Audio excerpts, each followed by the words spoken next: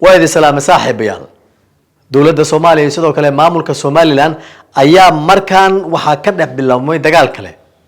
Somaliland oo muddooyinkii dambe iyadu siyaasiyiinteed ugu cadcad ay ku howlanaayeen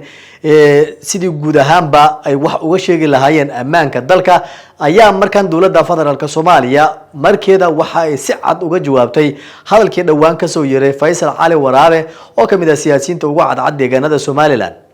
Faysal sida la wada socoteen baa horay waxa uu sheegay in bisha May 2025 al-shabaab ay qabsan doonto magaalada Muqdisho taas oo dad badan ay la yaabeen wasiirka arrimaha dibadda xukuumadda federaalka Soomaaliya Axmed Macalin Fiqi ayaa isagu dhankiisa waxa uu ka jawaabay warkii dhawaan ka soo baxay Faysal Cali Waraabe oo kamid ah siyaasiyiinta iyagu sida gaarka u nacab marka la eego Soomaaliya inteeda kale Faysal oo la og yahay muddooyinkii dambaba in isaga uu isku dayay inuu khalkhal galiyo ammaanka dalka ayaa markaan waxa uu bilaabay sidii guud ahaanba uu u taageeri lahaa al-shabaab iyo sidoo kale mowqifkeeda ku aadan waana sababta keentay in dawladda federaalka Soomaaliya iyadu ay si cad u sheegto isla markaana ay ugu baaqday wadamada adduunka in Faysal Cali Waraabe loo aqoonsado inuu yahay argagixiso Axmed Macalin Fiqi wasiirka arrimaha dibadda Soomaaliya ayaa waxa uu tilmaamay in siyaasi Faysal Cali Waraabe loo aqoonsado inuu kamid yahay dadka ugu sareeya ee ka tirsan al-shabaab waxaana codsigaas u diray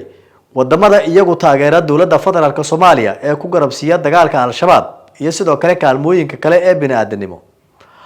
hadalka ka soo yeeray dawladda federaalka Soomaaliya waxa uu muuqanayaa mid markaan culays lagu saarayo maamulka Somaliland oo siyaasiyiintoodu inta badan markay hadlayaan gaar ahaan Faysal Cali Waraabe iyo kuwa kaleba iyagu si ka baxsan bini'aadanimada mararka qaar ay u hadlaan tusaale Muqdisho marka uu ka dhaco wax qaraxa isla markaana saameyn u yeesho Somaliland waxaad moodaa in iyagu qaraxyada ka dhaca Muqdisho iyo dilalkaba ay u tahay dawo iyo sidoo kale caafimaad markan hadiiba Somaliland markii hore siyaasiyiintoodu ugu cadcad ama ugu waaweyn ay taageeri jireen qaraxyada ka dhaca al-shabaab markan siyaasiyiintu waxay banaanka la soo istaageen in al-shabaab ay si cad u taageerayaan oo ay rabaan in koonfurta Soomaaliya guud ahaanba ay la wareegto al-shabaab balse dawladda federaalka Soomaaliya ayaa iyadu Somaliland dhan kasta cadaadis ka saartay gaar ahaan dhinaca ictiraafka oo 30 sano u dambeysay ay raadinaysay waxaan la soconnaa in guud ahaanba dawladda Soomaaliya ay fashilisay hanaankii maamulka Somaliland heshiis beenaadkii ay kula gashay dawladda dalka Ethiopia in badda Soomaaliya 20 kilomitir oo kamida iyadu lagu wareejiyo dawladda Soomaaliya oo xilligaasi dadaal badan gashay ayaa iyadu waxay ku guuleysatay in Ethiopia ay hoos timaado Muqdisho isla markaana wixii markaas laga wada hadli karo labada dhinac ay ka wada hadlaan Somaliland oo taa ka careysan ayaa waxa la xasuustaa in maalmo ka hor ra'iisul wasaaraha xukuumadda federaalka Soomaaliya Xamza Cabdi Barre uu tagay magaalada Laascaanood ee gobolka Sool halkaas uu kaga dhawaaqay ra'iisul wasaare Xamza in guud ahaanba reer Laascaanood ay ka mid noqonayaan gaar ahaan gobolada la isku yiraahdo Sool Sanaag iyo Cayn ee deegaanada SCC dawladda dhexe ee Soomaaliya waxayna noqonaysaa maamulkii lixaad cadaadiska dawladda federaalka Soomaaliya ay saarayso maamulka Somaliland dhinaca ictiraafka iyo sidoo kale dhinaca isdhexgalka bulshada ayaa iyagu markaan reer Somaliland gaar ahaan siyaasiyiintooda dadka shacabka kama hadlayno waxa iyagu ay markaan banaanka la soo istaageen buunbuuninta iyo sidoo kale in wax walba oo ka dhaca Muqdisho dunida kale loo sawiro in halkaan ay ka jirto khatar badan balse dawladda federaalka Soomaaliya arrinka ka jawaabaysa ayaa waxa ay tilmaantay in maamulka Somaliland arrinka uu ka bixiyo raaligelin buuxda dawladda Soomaaliya marka la eego Somaliland markay dhibaatooyin ka dhacaan gaar ahaan waxa la xasuustaa suuqii weynaa ee waahayn iyo sidoo kale suuqyada kale ee Hargeysa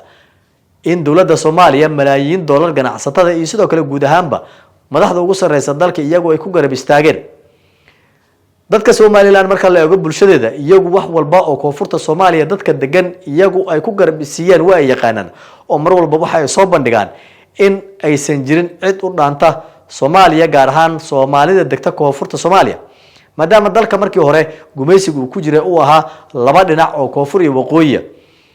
dadka reer Somaliland iyagu waxa ay mar walba ku dhaliilaan madaxda ugu sareysa ee hogaaminaysa maamulka Somaliland in wada hadal iyo sidoo kale isu soo dhawaansho ay u sameeyaan dawladda dhexe ee Soomaaliya iyagoo tusaalooyin u soo qaadanaya gubashadii suuqii waahayn inaysan jirin dawladaha dariska mid u soo gurmatay haday ahaan lahayd Ethiopia Djibouti oo walaalo aanu nahay iyo sidoo kale Kenya balse dadka u gurmaday reer Somaliland waxay ahaayeen dadka ku nool koonfurta Muqdisho balse siyaasiyiinta ayaa iyagu waxaad moodaaba in 30 iyo dhowrkii sano u dambeeyay ay maran habaabin iyo jahawareerinba ku wadeen shacabka reer Somaliland marka la eego gobolada awdal sida aan la soconaba dhawaan waxa ka dhacay isbedel doon dadka deegaanka iyagu ay ku dalbanayaan in guud ahaanba calanka Somaliland iyo sidoo kale maamulkoodaba laga guuro sida ay sameeyeen deegaanada SSC kacdoonadaasina waxa ay sababeen in guud ahaanba qalqal ay dareemaan siyaasiyiinta iyo sidoo kale dadka madaxda ka ah maamulka Somaliland reer Somaliland marka la eego gaar ahaan dadka shacabka waa dad iyagu jecel dawladnimada Soomaaliya iyo sidoo kale in la isku hayo guud ahaanba Soomaaliya isla markaana uu ka dhaxeeyo calanka buluuga balse siyaasiyiinta ayaad moodaa in jiha kale oo qaldan iyagu ay ku jiraan sida Faysal Cali Waraabe oo isagu markasta banaanka isdhiga isla markaana aanu u hadlin sida qof siyaasi oo kale